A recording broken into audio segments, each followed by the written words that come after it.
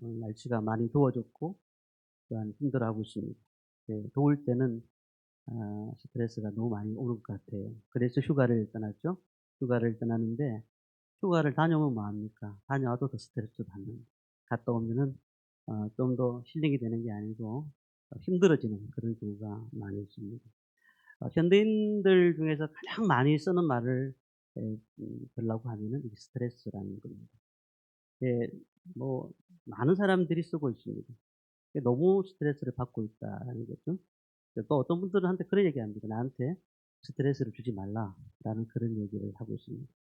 그리고 병원에 가서 진단을 받으면서도 의사 입에서 어떤 병명에 대한 얘기를 하지 않고 스트레스 때문에 이렇게 병이 왔습니다. 그렇게 말을 하시는 분도 있습니다. 이 스트레스가 뭘까요? 가장 간단하게 정리를 하게 된다면 과도한 업무로 말미암아 발생하는 정신적 압박감이다. 이렇게 볼 수가 있습니다. 우리에게 이 스트레스가 없을 수는 없습니다. 만약에 뭐 스트레스가 없다고 하면은 죽은 삶이 아니겠습니까? 근데 적당한 스트레스가 필요한 것입니다. 바이올린을 우리가 압니다. 이 바이올린이라는 악기. 근데 이 악기를 가만히 생각해 보면은 바이올리니스트가 바이올린을 연주하기 위해서 제일 먼저 준비하는 게 뭘까요? 톤을 줄을 잘 맞추는 것입니다. 잘 맞춰요. 그래 가지고 어느 정도 쪼아져야지만이 그 음이 맞으면은 연주가 들어가는 것입니다. 그러니까 우리가 그런 겁니다. 이게 풀려 있으면은 연주가 되지 않습니다. 어느 정도 긴장이 된 상태가 돼야 이 바이올린이 연주가 되는 것입니다. 또 너무 심하게 돌려도 터져 버리잖아요. 그러니까 이게 이런 거라고 생각하시면 됩니다. 어느 정도 나를 긴장하게 만드는 것은 너무너무 좋은 것이지만 이게 과도하게 되면은 스트레스 때문에 내 삶이 엉망이 된다는 거죠. 문제는 내 삶의 힘든 문제뿐만 아니고 우리 믿는 성도로서 영적인 문제까지도 부정적 영향을 주는 것입니다. 왜냐하면은 염려와 불안과 초조와 답답함들이 우리 가운데 밀려들 때에 낙심과 자질이 생기는 겁니다. '이것을 할 수 있을까? 내 삶에서 이 부분들이 없었으면 좋겠는데.' 라는 생각들이 늘 우리 가운데 있게 됩니다. 그런데 정신적인 스트레스 이것뿐만 아니라 영적인 스트레스까지 갖게 되면은 우리는 더 이상 일어날 수가 없는 것이에요. 근데 우리가 이 과도한 스트레스를 부터 우리 자신을 보호해야 됩니다. 여러 가지 증상이 나타나는데 첫 번째는 화를 내는 거예요. 이 더운 날씨에 진짜 옆에서 얘기하는 게 너무너무 힘든 겁니다. 그래서 화를 먼저 내는 그런 분들이 있습니다. 절제하지 못하는 거죠. 그렇게 증상이 나타나기도 합니다. 어느 목사님 어머니가 이 담석정 진단을 받고 돌아가셨습니다. 그런데 수술을 하시다가 돌아가신 거예요. 근데 이 수술이 의사 선생님들이 얘기하기를 "큰 문제가 없는 수술이다. 열흘 후에는 아마 걸어 다닐 것이다."라고 얘기를 했습니다. 그 장담을 했어요. 근데 인제 의사 선생님들이 거기를 절개를 하고 안으로 들어가 보니까 가만히 보니까 악성 종양이 그 안에 있는 거예요. 이거 잘라내야 되잖아요. 그런데 이제 보호자한테 묻습니다. "이것을 잘라낼까요? 말까요?" 근데 그 어머니가 연세가 많으시다 보니까 고민이 될 수밖에 없죠. 보호자한테 물어봐야 되는 겁니다. 근데 이제 동생들이 다들 이제 형님한테 묻습니다. "형님 어떻게 하면 되겠습니까?" "야 그래도 우리가 잘라내는 게 안 좋겠느냐." 하고는 그 형님이 도장을 꽉 찍었습니다. 잘라내십시오." 자 문제는 근데 수술은 잘 끝났다고 하는데 지혈이 되지 않는 거예요. 지혈이 되지 않으니까 계속 피가 필요한 거예요. 그래서 80 명으로부터 피를 지혈을 받고 그냥 그 피를 계속 공급받았는데 불구하고 돌아가셨습니다. 그러니까 이 형님이 동생들을 모아 놓고 뭐라고 하느냐면 "야 내가 너무너무 미안하다. 내가 그 도장을 한번 잘못 찍었더니 이렇게 어머니가 돌아가셨다." 물론 그런다고 돌아가신 것이 아닌데 그 형님 마음에는 스트레스 받잖아요. 목사님 형님이 얼마나 많은 스트레스를 받았는지 그 얘기를 책에다가 기록해 놓은 것을 보았습니다. 그러니까 참 우리가 어떤 것을 선택하느냐에 따라서 스트레스를 받기도 하고 또 힘들기도 하고 또한 돌이킬 수 없는 결과를 가지기도 합니다. 오늘 본문의 말씀 보면은 1 절에 보면 사도 바울이 공회에서 설교했다. 공회가 무엇인가? 사내들인 공회라는 것은 우리나라를 얘기하면은 국회를 얘기합니다. 국회. 그러니까 이스라엘을 다스리는 의결기관입니다. 70명의 국회의원들이 함께 모여 있는 곳입니다. 근데 이 국회에서 사도 바울이 연설할 수 있는 좋은 기회가 생긴 거죠. 그래서 이 곳에서 왜 마음이 갔느냐 하면 복음을 전할 수 있는 기회니까요. 그래서 1절 말씀 보니까 이렇게 설교하기 시작합니다. 1절 말씀 보면은 바울이 공회를 주목하여 이르되 여러분 형제들아 오늘까지 나는 범사의 양심을 따라 하나님을 섬겨노라 하거늘. 자, 이제 70명의 국회의원들 앞에서 자신이 얘기를 하고 있습니다. 그들은 전부 다 율법이잖아요. 유대인들이니까요. 율법 학자들도 있고요. 자, 그 가운데서 이렇게 얘기합니다. 내가 범사의 양심을 따라 하나님을 섬겼다. 내가 신앙적으로는 아무 문제가 없다는 거죠. 그랬더니 뭐라고 말을 하느냐. 2절에 보니까 이 대제사장 아나니아가 바울 곁에 서 있는 사람에게 그 입을 치라며 말이에요. 너무 화가 나니까 이제 입을 치라. 바울의 입을 치라라고 얘기를 했습니다. 그럴 때 이 3절에 바울이 반응을 보입니다. 우리 3절 말씀을 우리 함께 읽겠습니다. 바울이 이르되 회칠한 담이여 하나님이 너를 치시로다. 내가 나를 율법대로 심판한다고 앉아서 율법을 어기고 나를 치라 하느냐 하니. 말을 시작하자마자 사도 바울이 화가 났어요. 화가 났습니다. 아니 너희들이 나를 치려고 하느냐. 하나님이 너를 치겠다. 분명히 그렇게 화를 낸 것이죠. 이제 국회의원들이 한 목소리로 말합니다. 아니 지금 말을 한 사람이 누군지 아느냐. 그 사람이 대제사장인데 그 사람을 욕하고 있느냐라고 얘기를 하기 시작하는 겁니다. 그러니까 사람들의 마음들이 문을 닫아버린 겁니다. 사도 바울이 그곳에서 연설하고 복음을 전할 수 있는 좋은 기회였는데 이제 바울이 화가 나가지고 견디지를 못해가지고 그 자리에서 하나님이 너를 치겠다라고 분명히 얘기를 하니까 이게 조금 부담이 오기 시작하는 겁니다. 모든 사람들이 바울의 변론을 들으려고 하지 않는 겁니다. 그래서 5절에 보니까 이제 바울이 마음을 돌이키는 겁니다. 5절 말씀을 우리 함께 읽겠습니다. 바울이 이르되 형제들아 나는 그가 대제사장인 줄 알지 못하였노라. 기록하였으되 너의 백성의 관리를 비방하지 말라 하였느니라 하더라. 이제 그는 한 발 빼는 겁니다.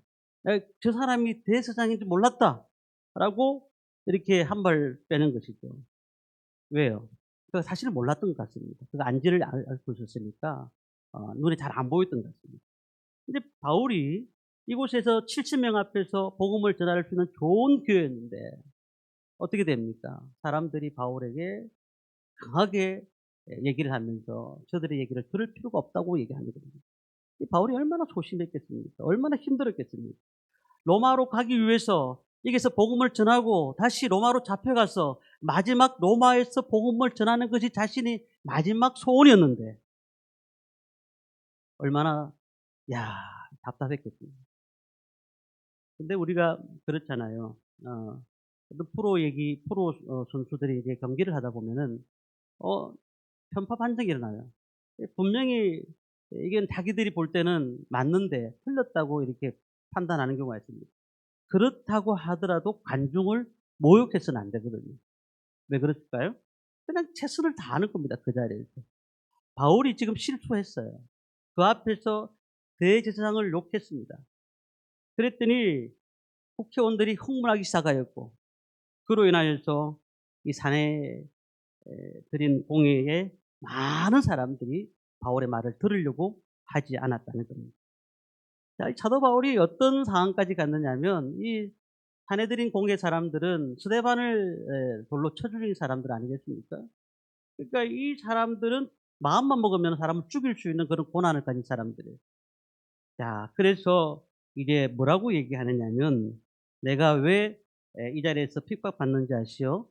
나는 바리새인의 아들이요. 자, 여기 70명의 국회의원이 바리새인도 있고 또한 사두개인도 있습니다. 이 바리새인은 부활을 믿는 사람들이고 사두개인은 부활을 믿지 않는 사람들입니다. 그래서 바울이 생각하기를 여기다가 혼란을 줘야 되겠다. 이 문제를 좀 지나가게 만들어야 되겠다. 그렇게 생각해서는 내가 바리새인이다. 그리고 부활을 믿는 사람이다. 그렇게 말을 했더니 부활을 믿는 국회의원들이 일어났습니다. 야, 그렇지. 그럼 그렇지. 그런데 사두개인들이 일어나 가지고 난리가 났습니다. 싸움이 벌어진 거예요, 싸움. 야, 답답한 현실 가운데 피하려고 했는데 더 문제가 터져버린 거예요. 오늘 11절 말씀을 함께 보겠습니다. 11절 말씀입니다. 그날 밤에 주께서 바울 곁에 서서 이르시되 담대하라. 내가 예루살렘에서 나이를 정언한 것 같이 로마에서도 정언하여야 하리라 하시니라. 자, 여기서 보면은 그날 밤에 주님께서 바울 곁에서 나타나셨습니다. 바울의 입장을 보십시오. 화를 참지 못해가지고 하나님의 복음을 전할 수 있는 기회를 놓쳐버린 것이죠. 서로 싸우게 만드는 인간적인 묘수까지 부린 것이죠. 그런데 아무 소득이 없는 것입니다. 자신의 몸도 감옥에 갇힐 수밖에 없는 겁니다. 신변의 안전도 보장할 수가 없습니다. 그럴 때에 자기 자신을 자학하기 시작합니다. 야, 내가 왜 저렇게 했을까? 그러니까 우리가 가만히 보시면은 이런 어려운 가운데서 주님께서 그날 밤에 나타나셨다는 겁니다. 담대하라. 내가 예루살렘에서 나의 일을 정언하는 것 같이 로마에서도 정언하여야 하리라. 도저히 답답한 현실 가운데서 주님께서 나타나셨던 겁니다.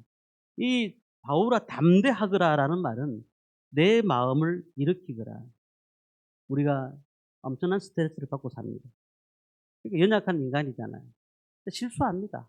말을 하다 보면 실수하기도 하고 상대방이 상처도 받기도 하고. 근데 그런 스트레스를 받고 있다는 사실을 먼저 인정을 해야 되고요. 그럼 어떻게 살 수가 있느냐. 여기서 보면은 우리가 11절 말씀 보면은 첫 번째로 위로의 주님을 바라봐야 된다는 겁니다. 주님께서 그날 밤에 바울 곁에 서서 담대하라고 말씀하셨습니다. 우리 마음이 낙심하고 힘들 때가 많습니다. 도저히 용납하지 못하는 일들. 또 내 자신을 돌아보니까 참 내 자신이 답답한 거죠. 내가 왜 이렇게 살아왔는가? 힘든 겁니다. 그런데 사람은 다 실수할 수밖에 없습니다. 온전하게 삶을 사는 사람이 얼마나 되겠습니까?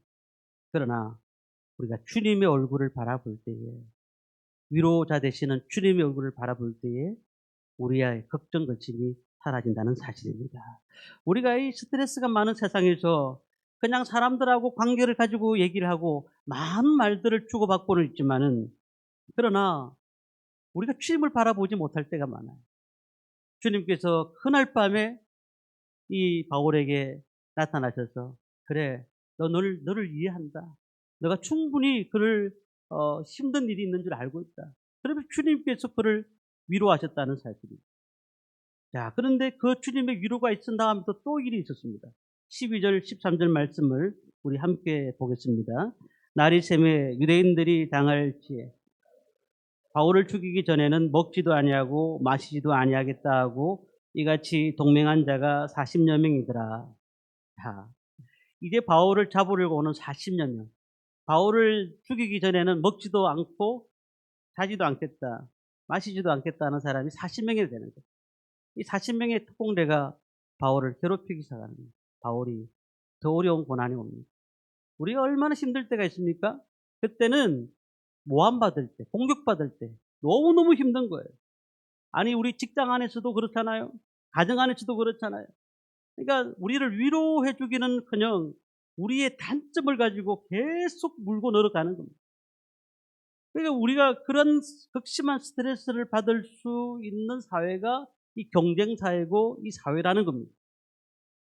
많은 사람들이 공격의 화살을 쏩니다. 우리가 조금만 잘 되면 시기합니다. 그리고 우리의 잘못된 점을 찾습니다. 그러니까 이런 스트레스를 받고 있는 삶, 40명이 사도 바울을 죽이기 전에는 먹지도 않고 자지도 않겠다고 결심했잖아요. 근데 사도 바울이 그 사실을 알았잖아요. 그런데 11절 말씀을 보니까 담대하라, 담대하라. 주님께서 일으키시겠다고 다시 말씀하신단 말이에요. 바울에게 뭐라고 말씀하십니까? 너의 생명은 예루살렘에서 끝나는 것이 아니다. 걱정하지 마라. 내가 너를 택했다. 너가 반드시 로마로 가게 될 것이다. 그러니 폭풍이 몰아치고 사업이 기울어지고 건강이 위태할지라도 섭리 하나님을 바라보라 라고 주님은 말씀하셨다는 것입니다. 우리가 사명 있는 분들은 하나님께서 절대로 데려가지 않습니다. 하나님께서 우리에게 맡겨주신 일들을 하기 전까지는 하나님 절대로 데려가는 법이 없습니다. 우리가 일이 없으면은 하나님 데려가시는 거예요.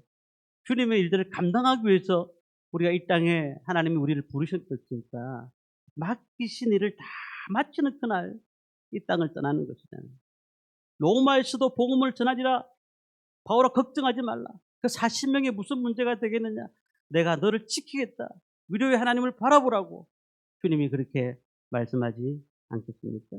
오늘 우리는 우리 가운데 스트레스가 몰아칠 때에 위로의 하나님을 바라보시기를 바랍니다. 두 번째는 스트레스가 몰아칠 때에 섭리 하나님을 바라봐야 돼요. 섭리 하나님.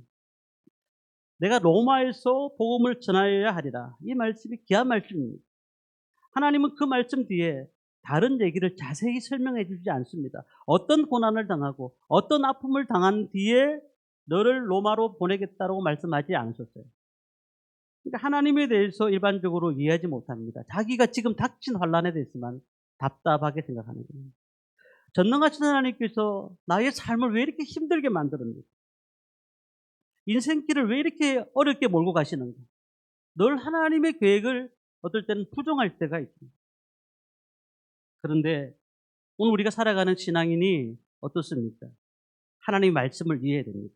로마서 5장 4절 말씀을 보면은 다만 이뿐만 아니라 우리가 환난 중에도 절구하나니 이는 환난은 인내를, 인내는 연단을, 연단은 소망을 이루는 줄 압니다. 우리가 환난 중에도 절구하는 이유가 뭘까요? 환난을 절구하는 사람이 세상에 어디 있겠습니까? 우리 같으면은 그 환난이 스트레스로 인해 가지고 잠을 자지 못할 것입니다. 자, 환난을 절구하라.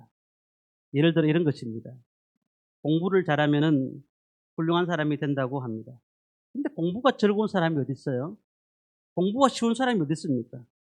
공부의 의미를 정확하게 알고 열심히 준비하고 시험을 치고 자격증을 따고 그러면서 그 삶이 인격적으로 성숙하고 그 삶을 배워나가는 거잖아요.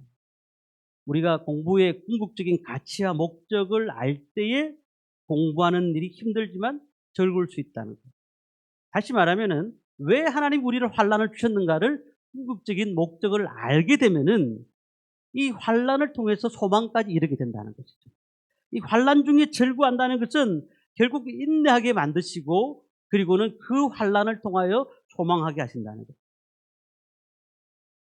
우리가 병을 갖고 있습니다. 내 사업이 흔들리고 있습니다. 참 답이 없어요. 답이 없어요. 그런데 하나님의 섭리이기 때문에 우리는 어떨까요? 하나님의 말씀을 이해해야 됩니다. 우리 마음에 큰 평강이 임할 때까지 우리는 하나님 앞에 나가야 되는 겁니다. 20대부터 우리 신학 공부 같이 친구 목사가 있습니다. 친구 목사가 있는데 저랑 비슷한 시기에 개척을 했어요. 개척을 했는데 개척교회 하다가 굉장히 많이 부흥이 되었었습니다. 부흥이 되고 그런데 나중에 교회가 한 번 무너지니까 엄청나게 무너지더라고요. 그래서 그 교회 사역을 접고 부산에 있는 위임 목사로 가게 됐습니다.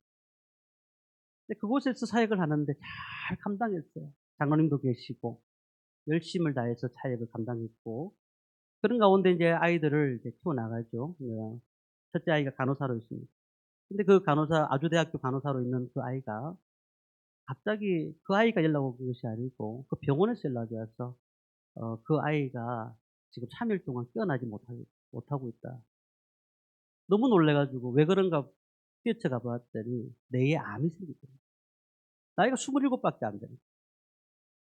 그러니까 수술을 했습니다. 1차 수술을 해가지고 그 5개의 종양을 다 제거하고 그리고 방사선 수술, 방사선 지금 치료를 하고 있는데 그 뭐라고 나왔냐면 1년 반밖에 못 산다.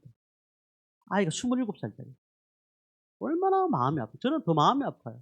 왜냐하면 그 목사님이 친구 목사님인데 어떻게 어렵게 목회를 했는지 알고 있거든요. 정말 아이들이 힘들게 목회를 했다는 걸 내가 알고 있으니까 더 마음이 아픈 거예요. 우리도 이제 기도를 하고 있습니다만.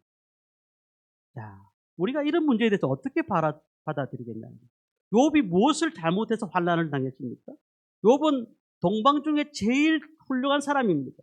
그 자녀들까지도 경건하게 키웠습니다. 그런데 하루아침에 욥이 가진 모든 것을 다 하나님께서 없애버립니다. 궁극적인 목적이 뭐예요? 욥을 왜 그렇게 시험을 주셨습니까? 욥을 정금보다 더 귀한 존재로 세우시고 하나님을 유업을 받는 자임을 가르쳐주기 위해서. 그래서 너는 정말 하나님 너를 사랑하는 존재라는 것을 가르치기 위해서 그 욥에게 그 어려움과 고통을 주었다는 겁니다. 계시록 3장 14절 17절 말씀 17절 말씀 보면은 라오디게아 교회에게 주님이 주신 말씀이 하나 있어요. 내가 말하기를 나는 부자라 부유하여 부족한 것이 없다나 내 공고한 것과 가련한 것과 가난한 것과 눈먼 것과 벌거벗은 것을 알지 못하는도다. 이 라오디게아 교회는 부자였어요. 성도들이 다 부자였습니다. 문제는 하나님이 볼 때는 벌거벗었다는 거예요. 벌거벗었다. 왜 그럴까요? 주일 예배도 참석해요. 신앙생활을 잘하는 것 같아요. 근데 그게 신앙생활의 전부라고 생각했다는 거죠. 주님이 원하시는 신앙은 거기서 머무는 신앙이 아니라 그것을 다 뛰어넘어서 정금보다 더 귀한 존재로 변화되기를 원하시는데 라오디게아 교회는 그러한 사람이 없다는 사실이에요. 우리가 검을 분명히 채취하기 위해서는 어떻게 할까요? 검은 불로 연단하지 않으면 불순물이 제거되지가 않습니다. 환난을 통해서 하나님의 사람을 만들어가고 그 만들어가는 사람을 통해서 하나님의 섭리를 깨우쳐가는 것입니다. 바울 보십시오. 예루살렘에서 고난과 환난을 겪게 됩니다. 로마로 가는 길, 그 길 자체도 힘들고 그리고 자신 생각대로 되지 않고 스트레스가 얼마나 많았는지 너무너무 힘들었다는 거예요. 그런데 그게 스트레스였지만은 하나님의 섭리라는 사실을 저는 알게 됐다는 겁니다. 사도행전 14장 22절에 이렇게 말을 합니다. 제자들의 마음을 굳게 하여 이 믿음에 머물러 있으라 권하고 또 우리가 하나님의 나라에 들어가려면 많은 환난을 겪어야 할 것이라 하고. 사도 바울의 말입니다. 우리는 고난을 통해서 하나님이 의도하신 계획을 아주 철저하게 분석하고 복음의 증인으로 살아야 된다는 겁니다. 우리 지역에 있는 하늘중학교가 있습니다. 이 하늘중학교. 이 하늘중학교는 연세대학교를 졸업하고 동지사 대학에서 신학을 공부한 김성갑 목사님이 1948년도에 세운 학교가 하늘중학교입니다. 처음에 하늘중학교를 세울 때에 농촌 교육을 하늘중학교에 접목시키고자 기독교 농촌 교육을 가르치려고 했었습니다. 그 당시에 6.25 전쟁이 터졌습니다. 피난스터디를 하고 있을 때에 김형석 교수, 1920년생이시니까 지금도 살아계세요. 지금 106세입니다. 근데 이분이 연세대학교 명예교수로 계시는 이분이 그 하늘중학교를 이제 방문하게 된 것입니다. 1950년 8월 1일 날. 그런데 그 방문하는 이유가 뭐냐면 자신도 그게 돕고 싶어서 갔는데 갑자기 꿈을 꾼 겁니다. 꿈을 꿨는데 평양에 있는 여동생이 나타나서 오빠 여기가 어디라고 오셨습니까? 빨리 떠나셔야 됩니다. 그 꿈속에서 그 음성을 들었습니다. 또렷이 들었습니다. 그리고는 새벽에 일어나자마자 바로 김해 지역을 떠나가지고 올라갑니다. 그런데 그 다음날 도간신문에 김해 지역 양민 학살 사건이 보도가 된 겁니다. 김해 지역에 무고한 양민이 200명이 총살된 사건이 벌어진 것입니다. 그런데 그때에 김성관 목사님이 함께 돌아가셨어요. 그 꿈과 같이 있어야 되는데 그 꿈을 꾸고 난 다음에 자신이 서울로 올라갔는데 자기가 너무 놀랐다는 거예요. 그러면서 이런 간증을 하는 거죠. 강 목사님과 무고한 사람들이 죽으면 참으로 가슴 아프지만은 그 급한 상황에서 하나님께서 저를 건져내신 데는 그만한 이유가 있을 것이라고 생각합니다. 그분이 뭐 아침마당에도 자주 나오잖아요. 나오시는 분인데 하나님께서 저를 건지시는 데는 그만한 이유가 있을 것이다. 하나님이 나를 예수 믿게 하신 데는 그만한 이유가 있을 것이다. 하나님이 나를 살리신 것은 그만한 이유가 있을 것이다. 하나님께서 꿈이 있는 교회 오게 하신 것도 그만한 이유가 있을 것이다. 하나님의 섭리로 돌렸다는 사실이에요. 바울이 그렇게 고난을 당하고 스트레스를 받고 있는 가운데였지만은 하나님께서 그에게 분명한 목적과 방향을 주셨고 그로 인하여서 하나님의 섭리로 그를 이끌어갔다는 사실을 우리는 여기서 알 수가 있는 겁니다.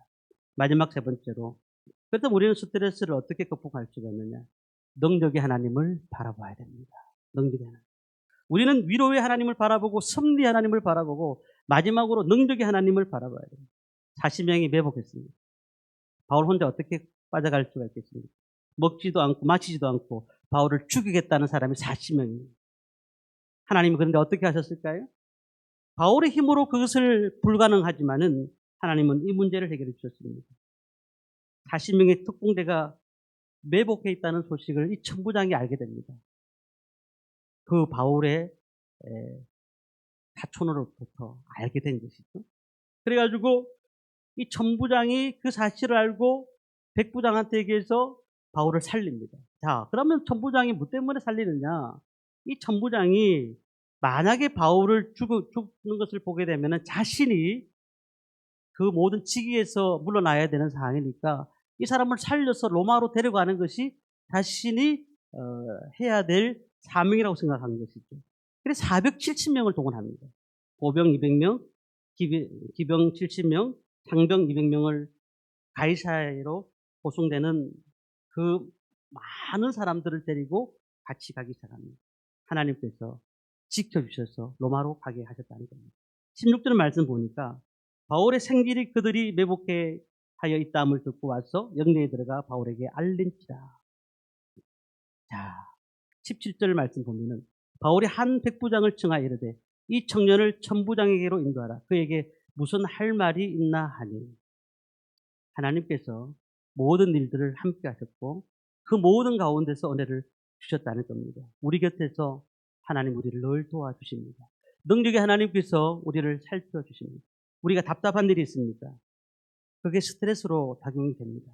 하지만 스트레스로 인해 가지고 사람을 찾지 마시기 바랍니다. 사람을 찾으면 허무해지는 겁니다. 낙심해집니다. 사람과 얘기를 한들 무슨 의미가 있습니까? 성경은 하나님 앞에 온전히 우리가 어떤 모습으로 있든 그 힘든 문제를 하나님 앞에 기도하라고 말씀하고 있어요. 성경의 모든 인물들이 사람을 찾았습니까? 아니에요. 하나님을 찾았습니다. 하나님 앞에 기도했고 하나님 앞에 온전히 섰다는 사실이에요. 그랬더니 하나님께서 그 위로의 하나님, 놀라운 하나님께서 그에게 삶으로 은혜를 주셨다는 사실입니다. 액션 영화나 여러 가지 영화를 보시면은 주인공이 처음에 죽습니까? 안 죽습니다. 주인공이 죽으면 끝나는 거죠, 그 영화가. 그런데 주인공은 끝에 죽습니다. 죽든지 뭐 살든지 할 거 아니겠습니까? 하나님이 우리를 이곳에 살리셨다는 것은, 이곳에 있게 하셨다는 것은, 우리의 사명이 있다는 것은 하나님이 우리를 통해서 일하시기를 원하신다는 것이고 우리를 끝까지 인도하시겠다는 의미가 되는 것입니다. 위로의 하나님, 섭리의 하나님, 능력의 하나님을 바라보시기를 바랍니다. 우리 인생의 감독은 하나님밖에 없음을 믿습니다. 주님 앞에 우리가 어떤 모습으로 서 있는지를 바라보면서 남은 생에 하나님께서 주시는 귀한 평화와 기쁨을 맛보는 저와 성도님들 되시기를 주님의 이름으로 축원합니다.